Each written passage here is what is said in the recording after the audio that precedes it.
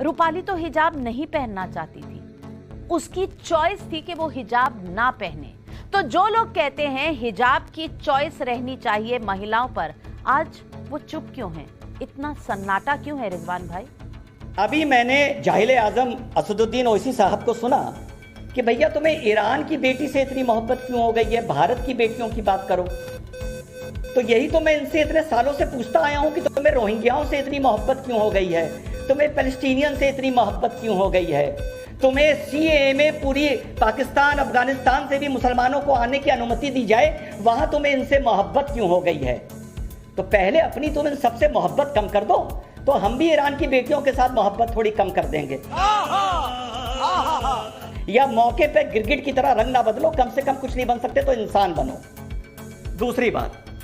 तीसरी बात, आपने कहा ये हिजाब मैटर ऑफ चॉइस है। हिजाब मैटर ऑफ गुंडागर्दी है।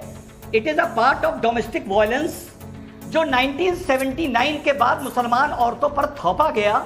लेकिन जब नई नस्ल आई, यानी 79 के बाद जो लड़कियां 1990 में बड़ी हुई, 2000 में बड़ी हुई, 2010 में बड़ी हुई, उनको ये रिवायत लगने लगी, क्योंकि उनको ये पता नहीं कि ये इन पर थोपा गया था। और ईरान में से अच्छी कोई गवाही नहीं हो सकती नाविका कि ये मैटर ऑफ चॉइस है या नहीं है, जहां पर 100 लोग मार दिए जिसमें अधिकतर औरतें हैं, इस जबरदस्ती के लिए कि तुम हिजाब पहनो। यही नहीं, अभी और सुनिए। रोहिंग्याओं को तुम गोद में बिठाना छोड़ दो तो रिजवान अहमद ईरान की लड़की की बात करनी बंद कर देगा।